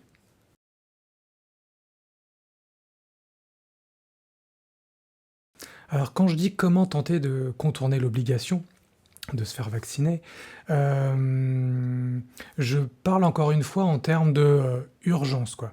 C'est-à-dire que on voit que là, par exemple, il y a une grosse pression sur le personnel soignant, médical, de tout corps de métier confondu, de devoir se faire vacciner pour pouvoir exercer leur métier, pour pouvoir contribuer, d'aider les autres. Là, on est vraiment dans un contexte différent que de juste aller au cinéma ou au restaurant. Même si ce truc-là impacte aussi ceux qui tiennent les restaurants, enfin les restaurateurs, les gérants des cinémas et le personnel qui y travaille, bien entendu. Là, je parle dans un autre contexte. Donc l'idée, c'est pas de trouver une feinte comme ce dont je parlais tout à l'heure avec le pass vaccinal, mais de pouvoir traiter l'urgence, parce qu'il y en a pour qui on leur demande aujourd'hui ou demain, ou ça fait des semaines qu'on leur met la pression pour allez, vas-y, va, go. Donc voilà, j'ai trouvé un petit peu tout ça d'une femme dont je ne me rappelle pas le nom et qui est procureure de mémoire, et je vous remettrai son nom en commentaire pour que vous puissiez aller voir ce que cette personne fait. Et j'ai trouvé ça sur Facebook et j'ai trouvé ça très pertinent parce qu'on nous parle de faire un choix libre et éclairé, mais on nous cache toutes les infos. Et donc je pense que si on ne nous les donne pas publiquement, peut-être on peut les demander individuellement. Donc voilà, les questions qu'elle pose tiennent en 9 points. Donc avant de prendre une décision relative, j'aimerais que vous m'informiez dans un premier temps, en me répondant par écrit dans un second temps, bien sûr pour créer un engagement et une trace, sur les points qui semblent fondamentaux. Le premier, me donner la liste complète des ingrédients des vaccins mis en circulation actuellement dans notre pays. Deuxièmement, me certifier que le vaccin que vous projetez de m'injecter ne contient pas de cellules de fœtus avortés ou de traces d'ADN humain, ce qui irait à l'encontre de mes principes. Troisièmement, me certifier qu'il n'y a aucun risque de réaction iatrogène. Alors les réactions iatrogènes, c'est généralement, on va dire, les symptômes ou les réactions, les choses qu'on développe suite à une technique ou une approche médicale, on va dire, quoi. 4. M'informer de toutes les contre-indications et de tous les effets secondaires potentiels, réparables ou irréparables, à court, moyen et long terme. 5. Me certifier de façon sans équivoque et de bonne foi, dans le respect de l'article 13 de la Convention d'Oviedo, que cette technologie n'a pas le potentiel de modifier l'ADN humain grâce à ce que l'on appelle la transcriptase inverse, qui permet explicitement le transfert d'informations de l'ARN messager à l'ADN. 6. Me certifier que ce vaccin ne contient pas d'insert du virus VIH. 7. Me certifier que le vaccin ne contient pas de puce d'identification par radiofréquence, RFID, ou de nanotechnologie se présentant sous une forme quelconque. 8. Me certifier que tous les paramètres médicaux concernant les essais et les études requis ont été satisfaits. 9. Me préciser quels sont les autres traitements possibles pour lutter contre le SARS-CoV-2 en détaillant les avantages et les inconvénients de chaque traitement au sens de l'article 2 du Code de Nuremberg. Donc voilà, elle, dans son post, elle met aussi des petites annotations et je pense qu'elle renvoie vers des liens. Donc pareil, les codes, les lois, tout ça, ça a été édité, ça a été édité et disponible, vous pouvez aussi aller la rechercher par vous-même. En plus de ça, elle propose quelque chose de supplémentaire. C'est de poser ces questions toutes simples, qui sont liées au discours qu'on nous tient actuellement et qui sont pour moi nécessaires, parce que d'une certaine manière, quel est aujourd'hui notre intérêt ? J'ai envie de dire, en termes individuels et collectifs, d'utiliser cette solution pour guérir, ou pour ne pas tomber malade. Donc elle propose, aussi elle demande de bien vouloir répondre simplement par oui ou par non aux questions suivantes. Si je me fais vacciner, puis-je arrêter de porter le masque ? Si je me fais vacciner, puis-je arrêter la distanciation sociale ? Dois-je encore respecter le couvre-feu ? Si mes parents, grands-parents et moi-même sommes tous vaccinés, pouvons-nous nous étreindre à nouveau ?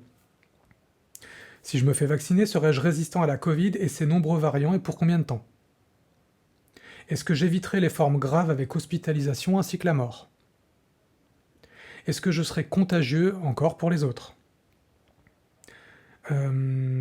Si j'éprouve une réaction indésirable grave, des effets à long terme, qui sont encore inconnus, entraînant même la mort, est-ce que moi ou ma famille, nous serons indemnisés ?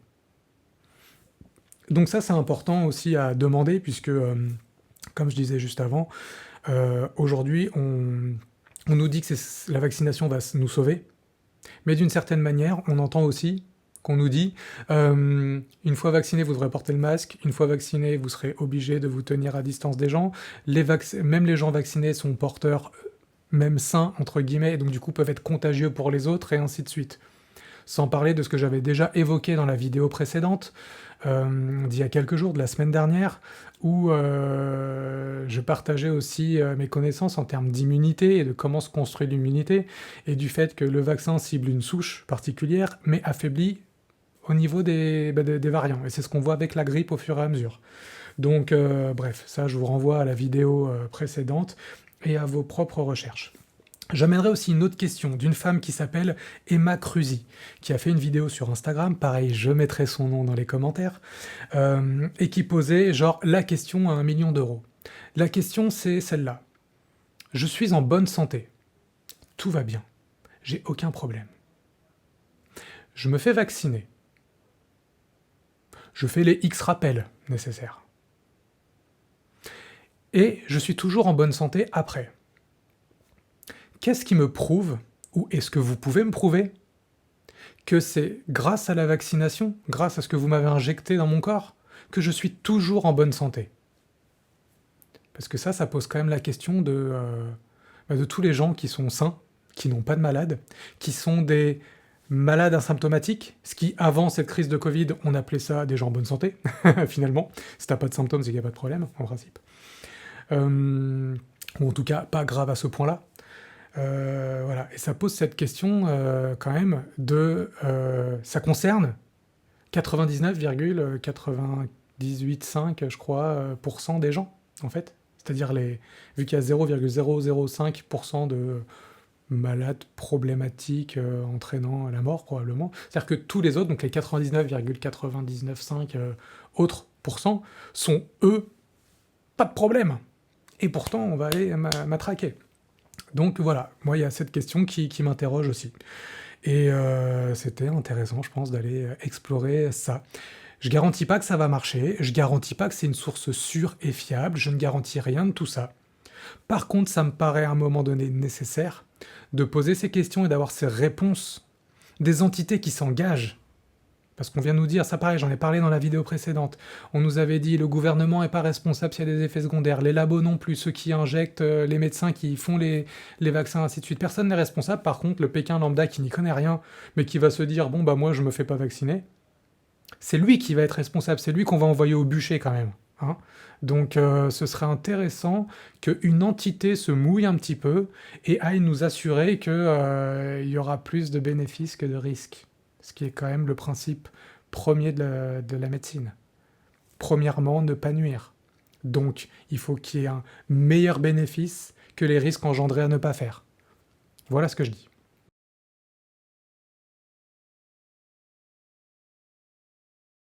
Alors oui, je sais, nous sommes dans une phase où on vit un gros challenge. Parce que d'une certaine manière, on est un peu mis au pied du mur et on teste de voir comment finalement on va se comporter, comment on va réagir par rapport à ça. Comme je l'ai dit et redit, pendant des vies, pendant nos anciennes incarnations, pendant cette vie actuelle, on a cheminé, on nous a proposé des choses, on nous a invités, et la vie invite, la vie propose, mais la vie n'oblige jamais. Donc encore une fois, aujourd'hui, il n'y a pas de bonne réponse ou de mauvaise réponse, il y a qu'est-ce qu'on veut faire.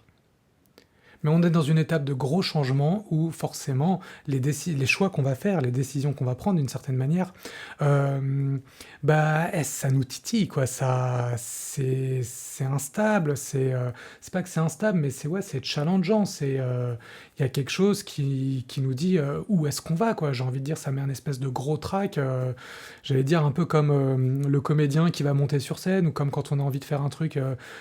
Voilà, qui nous prend aux tripes, quoi, et là, on parle de notre vie, concrètement, quoi. Donc c'est forcé, c'est normal que ça nous prenne et que ça nous challenge. Je l'avais dit, j'en avais parlé un petit peu tout à l'heure, mais en effet, la Terre est en train de changer de vibration. Elle est en train de suivre son propre processus d'évolution. Et aujourd'hui, la différence avec ce qui se passait dans nos vies d'avant, c'est qu'avant, ça se passait à notre échelle, pour nous. Désormais, c'est la Terre qui évolue. Et la question c'est, est-ce qu'on suit le mouvement ou est-ce qu'on ne suit pas le mouvement? Et donc c'est à chacun de prendre position, c'est à chacun de faire ses choix. Et comme je disais tout à l'heure aussi, il n'y a pas de réussite ou d'échec de l'examen. La vie, c'est l'amour inconditionnel. C'est cette énergie qui nous traverse tous. L'univers est amour inconditionnel. Si on parle de Dieu, il est amour inconditionnel. Tout ça, c'est la même chose. Qu'on parle d'énergie vitale, d'amour, de vie, de Dieu. En tout cas, pour moi, ça veut dire la même chose. Et donc, c'est de l'amour inconditionnel. Ça veut dire que, est-ce qu'on a moyen d'échouer? Non. Est-ce qu'il y a une forme de réussite? D'une certaine manière, non, puisqu'il n'y a pas d'échec. Donc, est-ce qu'on va réussir l'examen? Bah oui et non, puisque de toute façon il n'y a pas d'attente par rapport à ça, puisque la vie est intemporelle. La notion de temporalité, c'est nous qui l'avons conçue, à notre échelle d'être humain.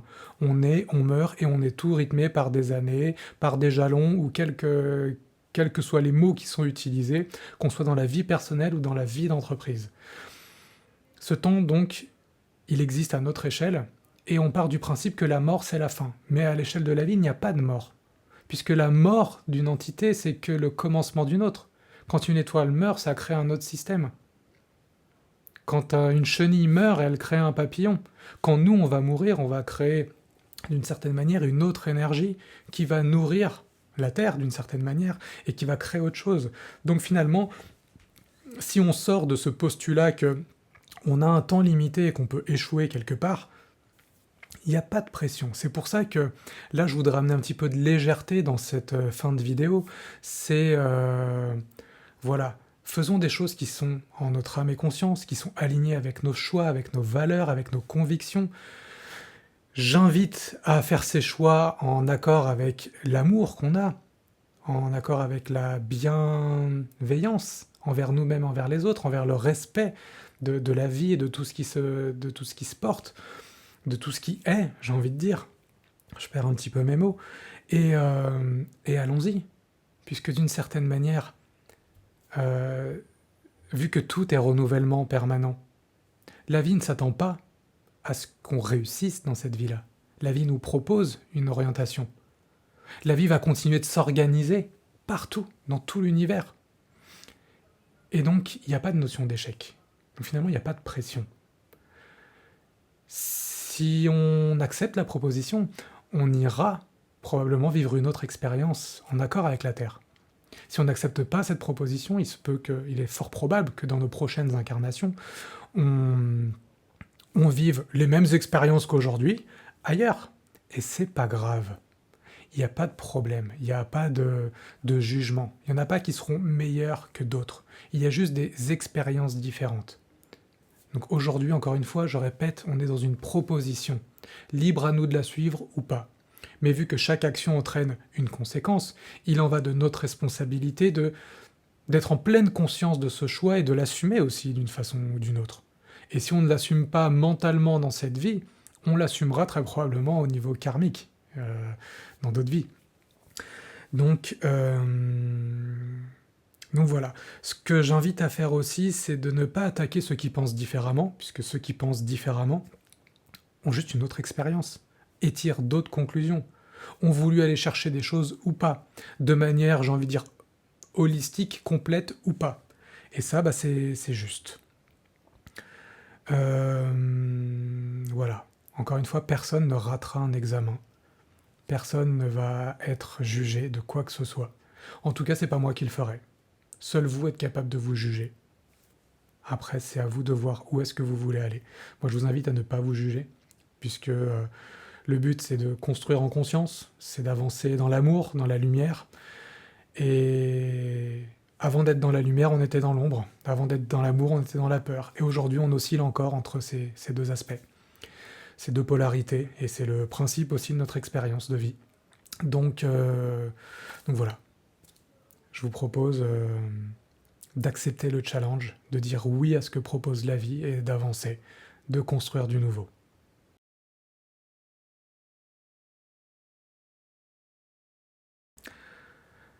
Alors, on arrive à l'étape un peu où je vais résumer un peu tout ce qui s'est dit pour vraiment, voilà, au-delà de mon point de vue, je vais vous proposer des axes pour essayer d'avancer en conscience, pour essayer voilà, de vivre les choses et de faire des choses. Parce que, bon, la vie nous amène ce qui est juste pour nous, mais aussi en lien avec nos actions. C'est parce qu'on va impulser des choses qu'il va s'en passer d'autres. Si on attend concrètement, tranquillement, pardon, qu'on fasse pour nous, il se passera probablement pas grand-chose. Donc, je dirais, donc c'est un ordre non hiérarchisé, donc je vais dire les choses juste comme je les ai notées pour pouvoir vous présenter tout ça, et essayer de ne rien oublier, même si je pense qu'il y aurait plein d'autres choses à faire. L'idée dans un premier temps, c'est de vivre sa colère le plus rapidement possible. C'est-à-dire que le but, c'est pas de nier qu'il y a cette colère, c'est pas de la mettre de côté, de la balayer sous le tapis ou de quoi que ce soit. Elle est présente. Il y a de l'indignation, il y a de la colère, peut même y avoir de la haine, peut même y avoir voilà, de sentiments d'injustice. L'idée, c'est de cheminer avec ça un temps, de faire en sorte que vous puissiez vivre ça, bien sûr, sans vous blesser, sans nuire aux autres. Parce que si la colère vous entraîne à dire il faut aller couper des têtes, non, je n'invite pas du tout à ça. Vous n'allez rien couper d'autre qui appartient à quelqu'un. Ok? C'est pas comme ça que ça marche. C'est pas comme ça qu'on peut résoudre les problèmes. D'ailleurs, on l'a vu et je l'ai dit encore dans les passages précédents. On ne peut pas. On devient comme eux si on fait ça. On devient comme ce qui est en place si on fait ça. Donc, c'est pas juste de faire ça comme ça. Par contre, on peut aller se poser la question. Oui, parce que le but de faire ça, pardon, j'ai oublié de vous dire, c'est de ne pas nourrir l'égrégore, de ne pas le faire grandir encore plus qu'il est, de faire en sorte qu'il ne puisse pas se matérialiser et prendre un peu possession de ce qui est aujourd'hui en termes d'énergie. Donc voilà, donc on peut se poser des questions de dans quel état ça me met tout ça, quoi. À quoi ça me sert d'avoir cette colère en moi? Est-ce que ça me rend plus heureux ou pas? Est-ce que ça me permet de construire quelque chose de sain ou pas? Est-ce que ça aide ma famille ou pas? Est-ce que mes relations personnelles, donc ce que j'entretiens avec moi, est-ce que mes relations amoureuses, familiales, amicales sont plus sereines quand je suis dans la colère ou pas? Et du coup, bah, peut-être d'aller ensuite voir ce que ça génère en nous. Choisir si c'est OK pour nous d'être comme ça. Et si c'est pas OK, voilà la proposition suivante, c'est qu'est-ce qu'on va faire de nouveau, quoi? Bah, continuer de développer son bon sens et son sens critique, quoi. On ne peut pas se laisser asservir par des gens. Personne ne peut penser à notre place. Encore une fois, je fais partie de ces personnes. Je ne peux pas penser à votre place. Je vous partage juste ce qui me paraît juste à moi. Et c'est mon analyse. Et c'est mon expérience. Et je décide d'en faire profiter et d'offrir ça à travers cette vidéo parce que je me dis que ça peut servir. Mais j'ai même pas l'attente que ça serve. À la limite, s'il devait y avoir un but à cette vidéo comme à la précédente, c'est de vous amener à vous questionner par vous-même. De vous montrer aussi que peut-être vous n'êtes pas seul à penser ce que vous pensez, que vous n'êtes pas seul ou isolé chez vous. On est encore relié par ce système qui est Internet, qui sert à la propagande générale. Donc utilisons cet outil non pas pour combattre, mais pour créer les choses nouvelles qu'on veut. Il existe, il est là. Utilisons-le, sentons-nous connectés même à distance. Voilà, le but étant de faire des choix guidés par l'intérieur et non plus par l'extérieur. Je vous invite aussi à prendre le temps de vous poser les questions par rapport à votre propre équilibre de vie. Comme je l'ai dit, on ne peut pas attendre que la tempête passe pour reprendre sa vie comme elle était. La vie ne peut pas reprendre comme elle était. Il faut que ça change, sinon ça ne marchera pas. Donc je vous invite à vous poser les questions sur votre lieu de vie.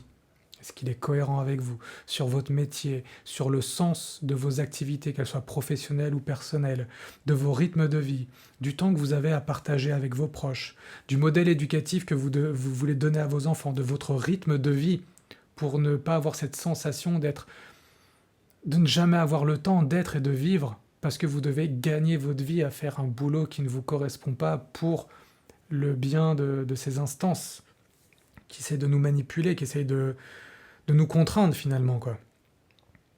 Quel est le sens dans ce qu'on fait? Tout ça, c'est important. C'est aussi important de se poser la question, quelles sont mes valeurs, quoi? Qu'est-ce que je veux apporter dans ce monde, en fait? Quelle est la trace que je veux laisser dans ce monde? Quel est l'héritage que je veux laisser derrière moi, à mes enfants et aux sociétés et aux populations, plutôt que sociétés, aux populations qui vont rester derrière? Qu'est-ce que je vais laisser en termes de valeurs, quoi? Ok, on a de l'amour, mais on peut le détailler un petit peu plus que ça. Moi, j'ai cette notion de liberté, de respect qui est très présente. J'ai la bienveillance, j'ai le non-jugement qui sont là. J'ai la solidarité qui est là aussi beaucoup. J'ai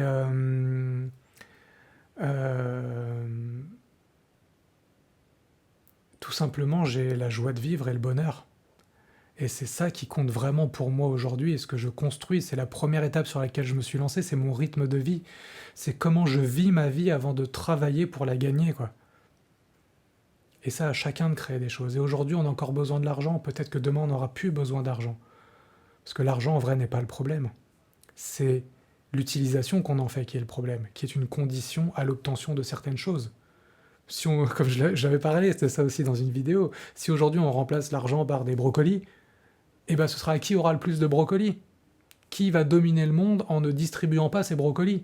Donc l'idée, c'est même pas de l'argent lui-même, c'est tout l'égrégore qui est associé. On parlait d'égrégore tout à l'heure, c'est toute l'énergie aussi qui est associée. Et c'est à nous de changer ça d'abord de l'intérieur, quoi. Donc voilà. Ensuite, on peut se poser la question de qu'est-ce qui est vraiment important et nécessaire pour moi? Qu'est-ce que je veux absolument garder à 100% dans ma vie? Tout ce qui ne répond pas à ce critère de qu'est-ce que je veux garder à 100% dans ma vie peut être supprimé, modifié, ajusté ou quoi que ce soit. Donc voilà, qu'est-ce qui est vraiment important pour moi? Qu'est-ce que je veux absolument garder? Et si vous répondez toute ma vie, soit ça veut dire que vous avez une vie qui est complètement parfaite et idéale et cette vidéo ne vous sert absolument à rien parce que vous avez déjà tout compris et vous construisez ça, soit vous êtes en train de vous voiler la face et que vous n'êtes pas prêt à lâcher des choses. Voilà. L'idée de les lâcher, ça ne veut pas dire abandonner, ça veut dire aussi parfois prioriser d'autres choses, ça veut dire parfois les récupérer d'une autre manière, qui respecte plus les valeurs que vous avez. Voilà, ça peut être des choses comme ça. Quel choix je fais désormais? Quel choix? Alors quel premier choix? Puis quelles sont les autres séries de choix que je fais désormais pour entamer ce virage dans ma vie, dans la vie de ma famille, Comment je me mets en cohérence avec les gens avec qui je vis? Hem, donc qu'est-ce que je fais pour entamer ce nouveau pas, en fait, qui m'aligne avec cette vie idéale que j'estime être juste? On peut se poser la question aussi de avec qui je peux entrer en communication pour discuter et partager des points de vue communs? Parce que souvent, moi je l'ai remarqué dans ma famille et dans les familles des gens qui m'entourent, souvent, il y a des personnes qui veulent vraiment changer, mais qui sont dans un contexte qui les tire vers l'arrière, qui les tire vers l'ancien. Donc, c'est problématique pour changer. On se sent seul, on se sent incapable, on a l'impression que c'est un peu utopique ce qu'on veut créer, que ce n'est pas possible parce que comment changer le monde à soi tout seul? Donc, utilisons les réseaux sociaux, utilisons tout ce qui est fait pour entrer en contact avec les gens qui nous ressemblent. C'est facile aujourd'hui. On a quasiment tous des téléphones, on est quasiment tous sur Instagram, Facebook, YouTube. Voilà. Donc, allons chercher, allons discuter, allons entamer des conversations avec des gens. Et le but, c'est vraiment d'essayer de se rapprocher pour ne pas se sentir seul et isolé dans qui on est, dans ce qui nous paraît juste, dans nos convictions et dans ce qu'on aimerait créer.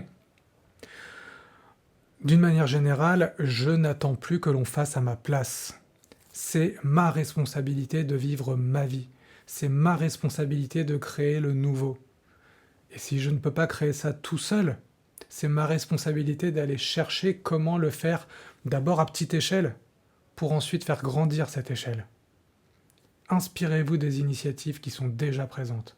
Donc je sais que c'est facile à dire encore une fois, mais à un moment donné, on doit tous se prendre en main individuellement pour créer ces petites collectivités. Voilà, alors je parle pas, bien sûr, de retourner au temps des hommes des cavernes, de vivre dans une cabane en bois sur un ballot de paille, et puis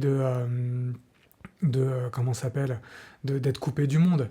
On peut tout à fait retourner aux valeurs anciennes qui nous permettent de créer des communautés cohérentes, tout en utilisant les outils technologiques.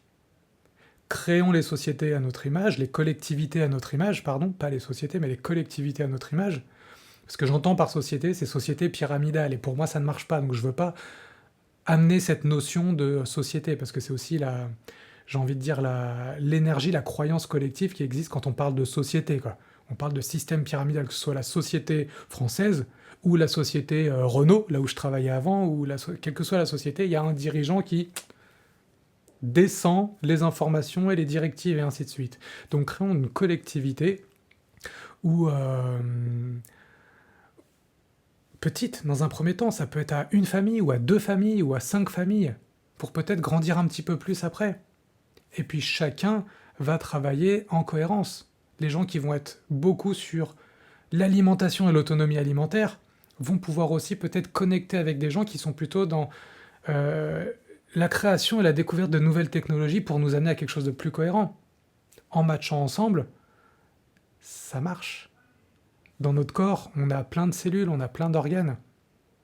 Le cœur n'a pas vocation à être un estomac. Ils sont complètement différents, ils ont leur système. Pourtant, ils communiquent ensemble pour créer entre eux et les autres organes présents, ce qui constitue le corps humain. Reproduisons ce fonctionnement qui est naturel, qui est harmonieux, que la vie a décidé comme tel, puisque c'est la vie qui a créé l'harmonie en nous. À nous de construire cette harmonie à plus grande échelle. Voilà. Qu'est-ce que je voulais dire d'autre? Voilà. C'est challengeant, mais c'est possible. Et pourquoi c'est possible? Parce qu'on en a l'idée. Si j'ai l'idée, c'est que c'est possible. Comment? C'est à nous de créer le comment.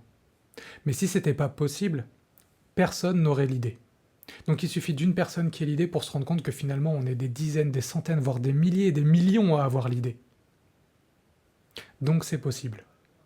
À partir du moment où on sait que c'est possible, les portes s'ouvrent. On ne va plus vers une utopie, un idéal inatteignable, mais on va vers l'idéal tout court.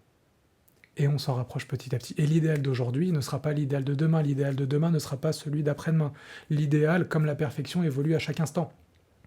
Mais à nous de le construire jour après jour, de l'affirmer jour après jour.